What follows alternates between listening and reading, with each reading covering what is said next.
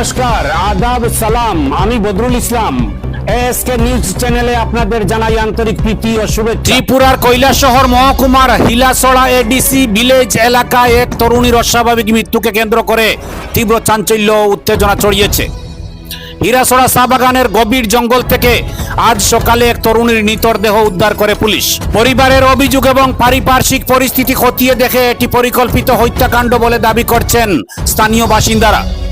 ঘটনার তদন্ত শুরু করেছে ইরানি থানার পুলিশ। শনিবার সকালে কৈলাসহরের হিরাছড়া চা বাগানের ভেতর ঘন জঙ্গলে এক তরুণীর মৃতদেহ পড়ে থাকতে দেখেন স্থানীয়রা। মুহূর্তের মধ্যে এই খবর ছড়িয়ে পড়তেই ঘটনাস্থলে শয়ে শয়ে মানুষ ভিড় জমান। এলাকায় সৃষ্টি হয় চরম ক্ষোভের। মৃত তরুণী ইরানি গ্রাম পঞ্চায়েতের 4 নম্বর ওয়ার্ডের বাসিন্দা। স্থানীয় সূত্রের খবর, শুক্রবার বড়খোলা হাই স্কুল থেকে একই এলাকার এক যুবক ওই তরুণীকে নিয়ে যায়। এরপর থেকেই নিখোঁজ ছিলেন তিনি। পরিবারের পক্ষ থেকে ইরানি থানায় একটি নিখোঁজ ডায়েরিও করা হয়, কিন্তু পরদিন সকালেই উদ্ধার হয় তার মৃতদেহ।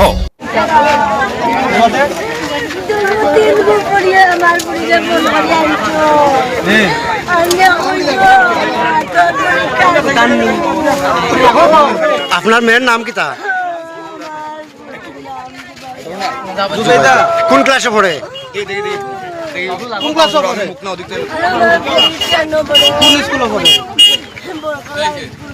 তার বাবার নাম কি? তা বরকতুল্লাহ ইরানি 2 নম্বর ওয়ার্ড 4 নম্বর ওয়ার্ড। ঘটনাটা কেমনে আপনার কিতা অনুমান? আমি তো জানি যে পুলিশ স্কুলে যাইতে পরীক্ষা আমি কইছি বলে আমার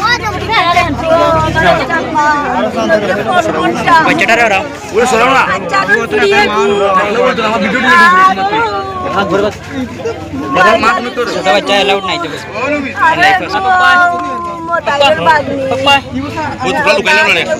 পরিবার ও এলাকাবাসীর দাবি, রাতের অন্ধকারে গভীর জঙ্গলে তরুণীর একা যাওয়া কোনোভাবেই সম্ভব নয়। তাই এটাকে আত্মহত্যা নয়, বরং সুপরিকল্পিত খুন বলেই অভিযোগ তুলেছেন তারা। ঘটনার খবর পেয়ে ইরানি থানার পুলিশ দ্রুত ঘটনাস্থলে পৌঁছে মৃতদেহটি উদ্ধার করে এবং ময়নাতদন্তের জন্য উনকুটি জেলা হাসপাতালে পাঠায়। এখানে তো সকালবেলা জানতে পারলাম এখানে স্কুলের স্টুডেন্ট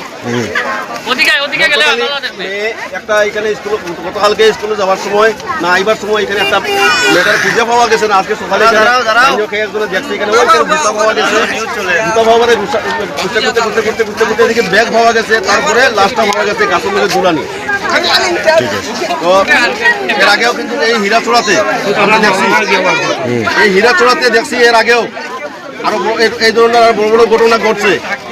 মেয়েরার কঙ্কাল পাওয়া গেছে, মেয়েরা লম্বা লম্বা চুল পাওয়া গেছে এই বনের জঙ্গলের মধ্যে। কারণ এই প্রায় 1.5 কিলোমিটার জায়গার মধ্যে কোনো মানে জনগণ বসবাস করে না।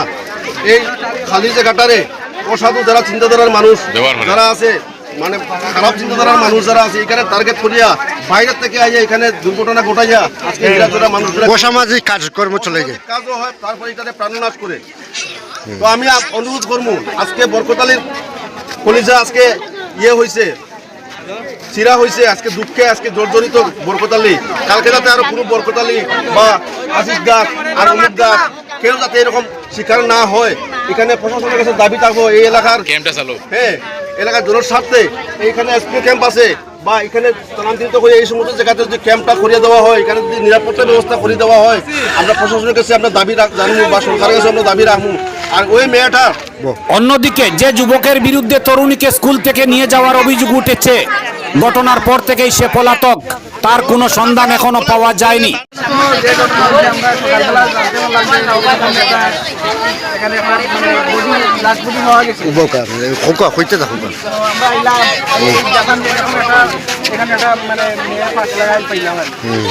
মেয়ের নামটা কি? বাবার নাম? বাড়ি কোন জায়গা? মেয়েটার বয়স কত হইতে পারে? মেয়েটা কই গেছিল? মেয়েটা তো স্কুলে যাওয়ারই বাড়তি পারিছি। এখন আমরা সকলে জানতে পারলাম স্কুলে পড়ছে না। আপনাদের মানে এলাকাবাসীর অভিমত কি ফাঁসি দিয়ে আত্মহত্যা করছে না কেউ আত্মহত্যা করানো হয়েছে? মানে আত্মহত্যা না, এটা মানে তরুণীর মৃত্যু কিভাবে হলো, এর পেছনে কোনো অপরাধমূলক ষড়যন্ত্র রয়েছে কিনা তা খতিয়ে দেখছে পুলিশ। স্থানীয়দের দাবি, অবিলম্বে এই ঘটনার নিরপেক্ষ তদন্ত করে দোষীদের চিহ্নিত করতে হবে।